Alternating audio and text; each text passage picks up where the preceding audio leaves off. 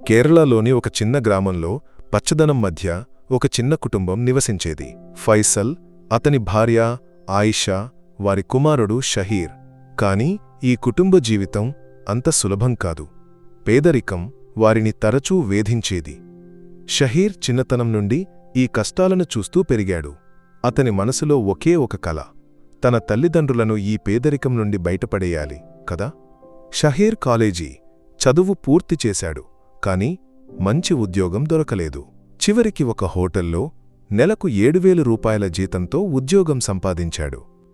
కాని ఈ తక్కువ ఆదాయంతో కుటుంబ స్థితిని మార్చలేడు. ఏదైనా పెద్ద పని చెయ్యాలి, వ్యాపారం ప్రారంభించాలి అని షహీర్ ఆలోచించాడు.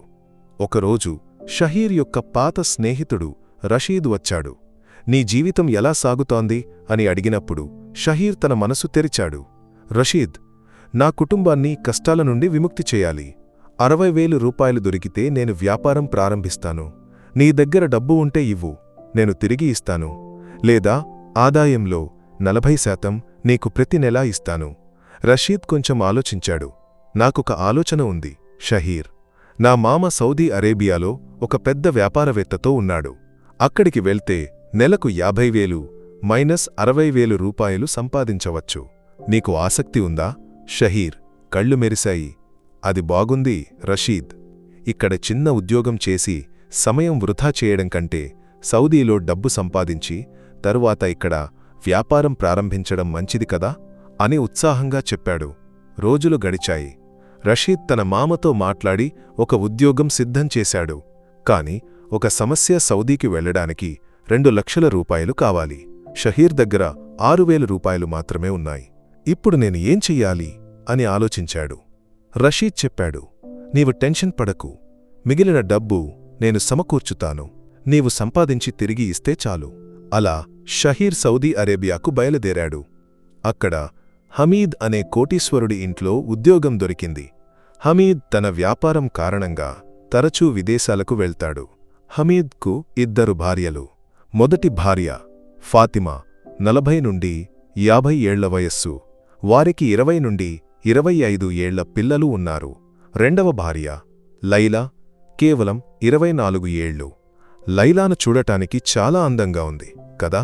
హమీద్ షహీర్తో చెప్పాడు, మొదట ఇంటి పనులు చెయ్యి, నీ పనితీరు చూసి తర్వాత డ్రైవర్ ఉద్యోగం ఇస్తాను. షహీర్కు డ్రైవింగ్ వచ్చు. అతను ఇంటి పనులు, డ్రైవింగ్ రెండూ చేశాడు. హమీద్కు అతని పని చాలా నచ్చింది.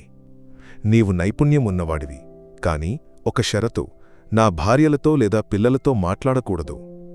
అలా చేస్తే తీవ్ర శిక్ష ఉంటుంది. భారత్కు కూడా తిరిగి వెళ్లలేవు. షహీర్ భయపడ్డాడు. సరే, నేను పని మాత్రమే చూస్తాను అని మనసులో అనుకున్నాడు. 2 నెలల తర్వాత హమీద్ అతన్ని పూర్తిగా డ్రైవర్గా చేశాడు. నీ పని నన్ను ఎక్కడికైనా తీసుకెళ్లి తిరిగి తీసుకురావటం. షహీర్ దాన్ని ఖచ్చితంగా చేశాడు. ఒకరోజు హమీద్ చెప్పాడు, నేను వ్యాపార కారణంగా విదేశానికి వెళ్తున్నాను. 7 రోజుల్లో తిరిగి వస్తాను. నా మొదటి భార్య, పిల్లలను కూడా తీసుకెళ్తున్నాను. లైలా ఇక్కడ ఒంటరిగా ఉంటుంది. నీవు నీ పని మాత్రమే చూడాలి. ఆమెతో మాట్లాడితే పెద్ద సమస్య అవుతుంది. షహీర్ తల ఊపాడు. ఇంట్లో ఇప్పుడు అతను లైలా మాత్రమే. మొదటి రోజు లైలా అతన్ని చూసి నవ్వింది. షహీర్ మాట్లాడకుండా పనిచేశాడు. రాత్రి భోజనం చేస్తున్నప్పుడు లైలా మళ్లీ నవ్వింది. షహీర్ చిన్నగా నవ్వి ఏమీ మాట్లాడకుండా నిద్రపోయాడు. ఆ రాత్రి లైలా అతని గదికి వచ్చి అతని చేయి పట్టుకుంది. షహీర్ షాక్ అయి చేయి విడిపించుకుని బయటకు పరిగెత్తాడు. అతనికి నిద్రపట్టలేదు. లైలాకు కూడా నిద్రపట్టలేదు. ఉదయం లైలా అడిగింది, నీ కళ్ళు ఎర్రగా ఉన్నాయి, నీవు నిద్రపోలేదా? లేదు, నేను ఏమీ నిద్రపోలేదు. నీ కళ్ళు కూడా అలాగే ఉన్నాయి కదా? షహీర్ సంకోచంగా చెప్పాడు. లైలా చెప్పింది, నీవు ఎందుకు ఇలా మాట్లాడకుండా ఉంటున్నావు? నాతో మాట్లాడు. నాకు ఇక్కడ ఎవరూ సహాయం చేయరు. నా యజమాని కఠినంగా చెప్పాడు, ఎవరితోనూ మాట్లాడవద్దని. షహీర్ చెప్పాడు. కాని అతని మనసులో ఒక ప్రశ్న ఉద్భవించింది. లైలా, ఒక విషయం అడగనా? నీకు 24 ఏళ్లు మాత్రమే, హమీద్కు 55 ఏళ్లు. నీ వివాహం ఎలా జరిగింది?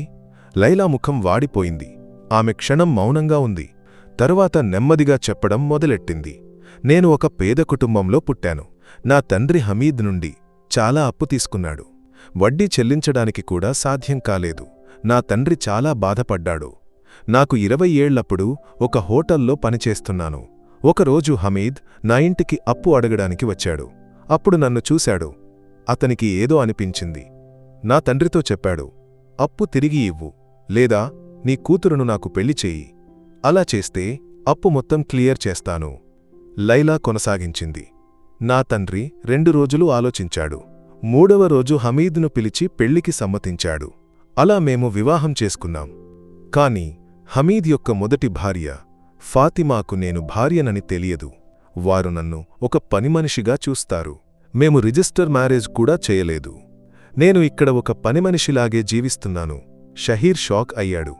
అంటే హమీద్ నిన్ను ఒక పనిమనిషిలాగా ఇంట్లో ఉంచాడా అని అడిగాడు. లైలా తల ఊపింది. ఆ రాత్రి లైలా మళ్లీ షహీర్తో మాట్లాడింది. నిన్ను చూస్తే నాకు ఆశ్వాసంగా ఉంది. నీతో ఉంటే నాకు ఈ జీవితం నుండి విముక్తి దొరుకుతుందనిపిస్తోంది. షహీర్ ఏమీ మాట్లాడలేదు. అతని మనసులో లైలా పట్ల సానుభూతి కలిగింది. ఆ రాత్రి వారిద్దరూ శారీరకంగా దగ్గరయ్యారు. మరుసటి రోజు ఇద్దరికీ కొంచెం దూరం అనిపించినా నెమ్మదిగా సాధారణంగా ప్రవర్తించడం మొదలెట్టారు. 4 రోజుల తరువాత వారి మధ్య సంబంధం మరింత బలపడింది. లైలా చెప్పింది, ఇక 2 రోజులు మాత్రమే ఉన్నాయి. హమీద్ తిరిగి వస్తాడు. అతనికి ఇది తెలిస్తే మన స్థితి దారుణంగా ఉంటుంది. నాకొక ఆలోచన ఉంది. నీవు వినతావా? షహీర్ గందరగోళంలో పడ్డాడు. నీ ఆలోచన ఏమిటి? లైలా చెప్పింది, మనం భారత్కు వెళ్దాం. నీతో నేను పెళ్లి చేసుకుని అక్కడ జీవిస్తాను. నాకు ఇక్కడ నుండి విముక్తి కావాలి. షహీర్ భయపడ్డాడు. ఇది సరైనదా? హమీదకు ఇది తెలిస్తే నా ప్రాణాలు కూడా పోతాయి. నేను అప్పు తీసుకుని ఇక్కడికి వచ్చాను. భారత్కు తిరిగి వెళ్తే ఏం చేస్తాను? లైలా ఓదార్చింది. నీకు ఏమీ కాదు. హమీద్ నన్ను ఒక పనిమనిషిలాగా ఉంచాడు. ఇది కోర్టుకు వెళ్తే అతనే సమస్యలో పడతాడు. మనం ఇంట్లోని బంగారు నగలు, కొన్ని ముఖ్యమైన పత్రాలు తీసుకుని వెళ్దాం. వాటితో మనం కొత్త జీవితం ప్రారంభించవచ్చు. వారు ఒక లేఖ రాశారు. లైలా రాసింది, నేను లైలా షహీర్తో కలిసి భారత్కు వెళ్తున్నాను. మేము వివాహం చేసుకుంటాము. నీవు నన్ను ఒక పనిమనిషిలాగా ఉంచావు. ఇది కోర్టుకు వెళ్తే నీకు పెద్ద శిక్ష పడుతుంది. వారు ఇంట్లోని బంగారు నగలు, హమీద్ వ్యాపారానికి సంబంధించిన కొన్ని ముఖ్యమైన పత్రాలు తీసుకుని భారత్కు పారిపోయారు. హమీద్ తిరిగి వచ్చినప్పుడు ఇల్లు తాళం వేసి ఉంది. మొదట అతను లైలా షాపింగ్కు వెళ్లి ఉంటుందని అనుకున్నాడు. కాని ఆమె ఫోన్ స్విచ్ ఆఫ్లో ఉంది. 3 గంటల తరువాత అతను తాళం పగలగొట్టి లోపలికి వెళ్లాడు. అక్కడ లేఖ కనిపించింది. దాన్ని చదివినప్పుడు హమీద్ చేతులు వణికాయి. లైలా చెప్పినది నిజమని అతనికి తెలుసు. కోర్టుకు వెళ్తే తనకే నష్టం. హమీద్ తన మొదటి భార్య ఫాతిమాతో చెప్పాడు. లైలా వెళ్ళిపోయింది. ఫాతిమా దాన్ని పట్టించుకోలేదు. ఒక పనిమనిషి వెళ్ళిపోతే పోని అని ఆమె కసిగా అన్నది. హమీద్ మౌనంగా ఉన్నాడు. షహీర్, లైలా భారత్కు చేరుకున్నారు. వారు బంగారు నగలు అమ్మి ఒక వ్యాపారం ప్రారంభించారు. రషీదప్పు తిరిగి చెల్లించారు. వ్యాపారం విజయవంతమైంది. వారికి పిల్లలు పుట్టారు. ఇప్పుడు వారు సంతోషంగా జీవిస్తున్నారు.